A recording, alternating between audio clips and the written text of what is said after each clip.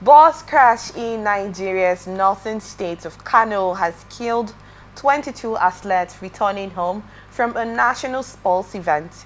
According to the local governor, the bus, which was reportedly carrying more than 30 passengers, plunged off the Chiromawa Bridge on the Kano-Zaria Expressway on Saturday. Kano Governor Abba Kabir Yusuf announced the exact cause of the accident was not known, but the Federal Road Safety Corps (FRSC) said it might have occurred as a result of fatigue and excessive speed after a long overnight trip. The survivors of the crash were taken to the local hospital for treatment. Yusuf said the athletes, who were accompanied by their coaches and sporting officials, were representing Kano State at the Nigerian National Sports Festival, held about 1,000 kilometers, about 620 miles, to the south in Ogun State. He declared Monday a day of mourning for the state. Today is actually the day of mourning, as stated. His deputy Aminu Gwazol said the families of the victims would receive 1 million naira, about $630, and food supplies as support. Road accidents are becoming a common occurrence due to poor road conditions and lax enforcement of traffic laws. In March, at least 6 people died near the capital, Abuja, after a trailer crashed into parked vehicles and burst into flames. Last year, Nigeria recorded 9,570 road accidents that resulted in 5,421 deaths, according to FRSC data. The Nigerian National Sports Festival brings together athletes from the country's 35 states every 2 years to actually, you know what the sports festival is all about, Barrister Mankey. But let's actually look into the situation from Kano State's incident. I'm sure you've been following this story since the time of this accident that happened. Please, what's your thoughts on this? It's quite sad, and our hearts are with the people of Kano State. The already repressed, suppressed, and oppressed people of Kano State, who substantially are victims here. I'm further saddened by the fact of the governor saying he's going to give him 1 million naira. So you do not think that act of compensation was necessary? I'm just looking. That's an insult, and it goes to the root of the foundation of the matter. Is I'll go to the crux of the matter. I'm just having a mental picture into the market and ask myself, even the mourners, will this 1 million naira do to just buy bread? So what do you think should have been done in that instance? The first thing to be done is something that would have secured the lives of these people. Our roads are not good. I'll tell you that straight. Our roads are not good. Our roads are not good. And we have enough resources to do that. You know, when I talk now, you will tell me that, oh, I'm veering off the trajectory that is expected. And I ask myself, why am I... You see this idea of trying to pigeonhole people into a particular pattern? That's what is destroying us. That's the same thing you find in the academic system. Instead of allowing people to think outside the box, that's how invention comes. I'm a socio-political analyst. Then you tell me you can express yourself. If not, from body language of the government, you can know the direction of the government. What is 1 million? I ask a simple question. As you are sitting here now, is this country worth dying for? Where will the sense of patriotism come from? The children of these people that die, with their younger ones want to follow the way of their elder ones? Because they are certainly young people. Would they want to follow the way of their elder ones that are perished? It's sad. It's sad. Very, very sad. May their soul rest in peace. What I say to people, when people say, may their soul rest in peace, how can they rest in peace when they did not experience peace? That's a joke. People who don't have a sense of patriotism, if you ask, some people just do some of these things to find a way. If they could find a way to move out, they will move out and never look in, they don't look back. That's why you see when professionals are trained abroad, most of them don't come back. Because the system is deliberately made in a form that does not appreciate the lives of the individuals. What would they take? Check the length of distance of movement. Like the AFRC is saying that, considering because they travel through the night, they risk being caught up by terrorists. And somehow, perhaps the driver slept on steering out of fatigue. You know, because there's one thing you cannot do. You can't cheat nature. If you have not been caught by sleep before, you won't understand. Sleep will pick you like this. You will be like a baby in the arm of the mother. It will pick you. You will not believe it. I've had the experience. I've slept while driving sometime. And it's not something you wish for anybody. You know. So it's sad. I will tell the Kano state government, look at what happened in what is the name of that place that they call these terrorists, whom shamelessly some government officials are calling them hunters now. Hunters now has entered into the political dictionary in Nigeria. Governors of the north are calling terrorists who came here for kidnapping in the south. Port Harcourt now has now been declared a hunting field where they come to kidnap and extort money from Nigerians. Are on their way going home. You know those 16 hunters that died at Irume? It's from Do you know how much money that the governor gave to pacify these people? 6 billion. Can you think about it? 16,000. How many persons died here? That tells you the direction. I'm sorry, I don't want. Today is Monday and a new month. I want to take off on a very bright and fundamentally calm, cool, and calculated note. But these people who don't mean well for Nigerians are still taking me through that way you want me not to apply. You have want me not to apply. So as to save your job. But it's unfortunate. Compare. Just compare and contrast. That will tell you the direction. You don't need to tell the house help. When you don't treat your own child and the house help on an equal, if you treat them on an equal level, the house help will know. Do you understand it? This country is not worth dying for. As presently constituted. It's sad. It's very unfortunate.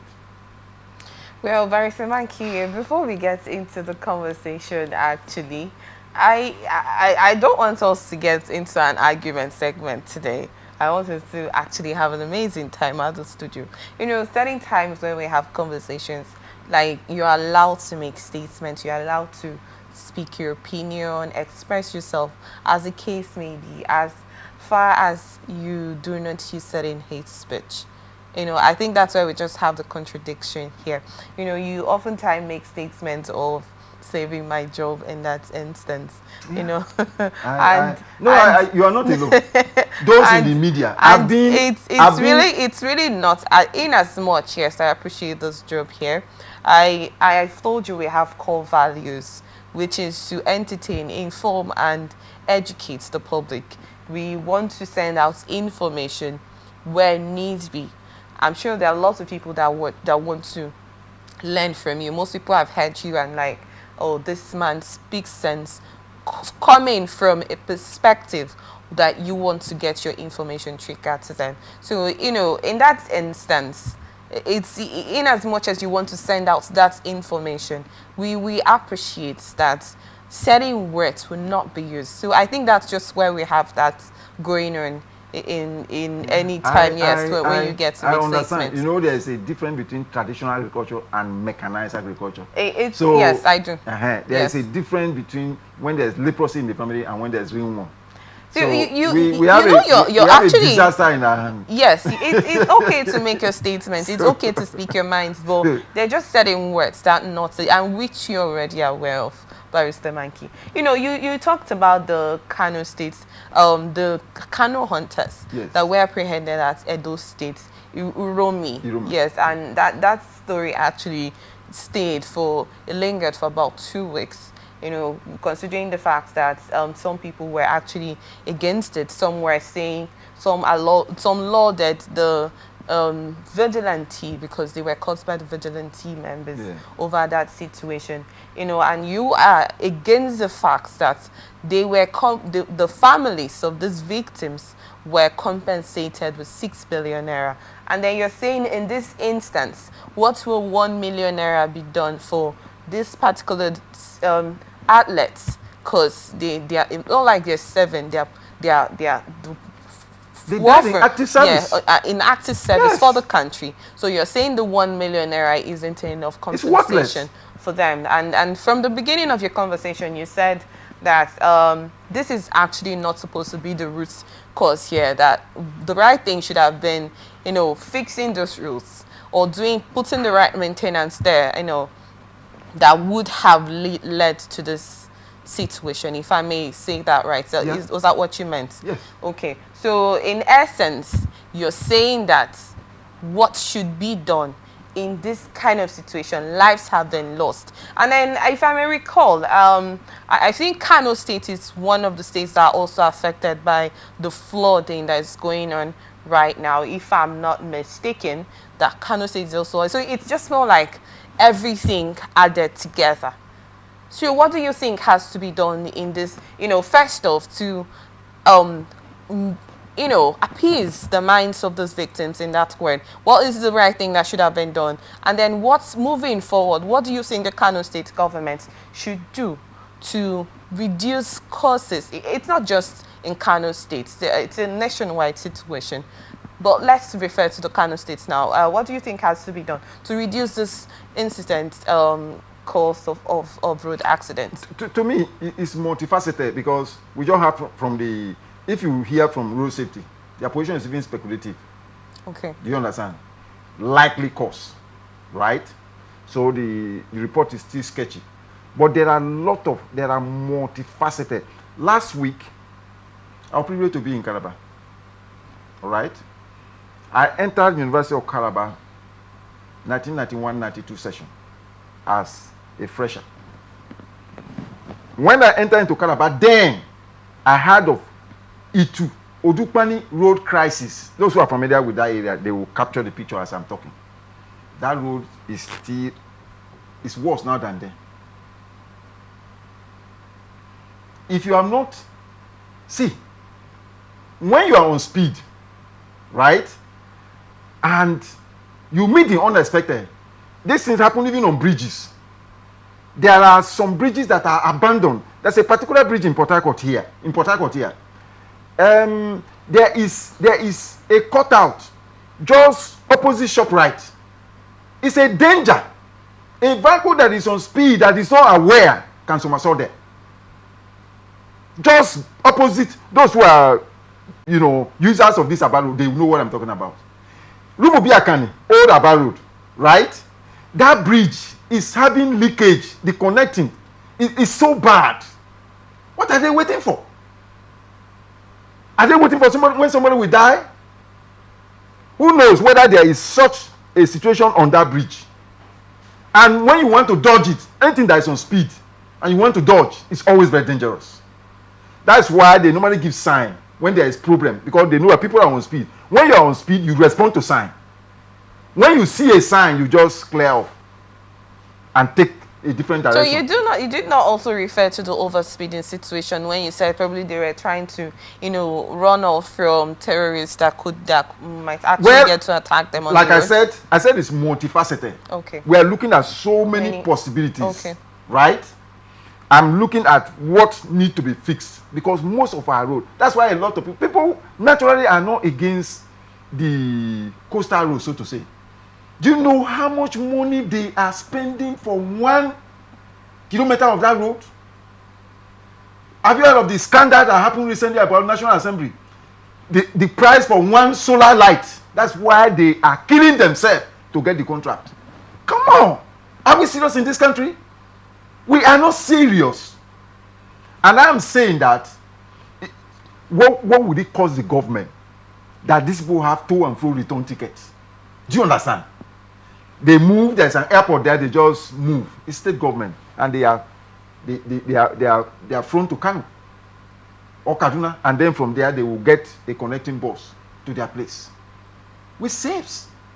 Okay, like the day we went to the Calabar I told you I went to, we moved from Calabar after passing through that bad spot. We had to stop on the road twice. That was the first time I heard of this motion sickness.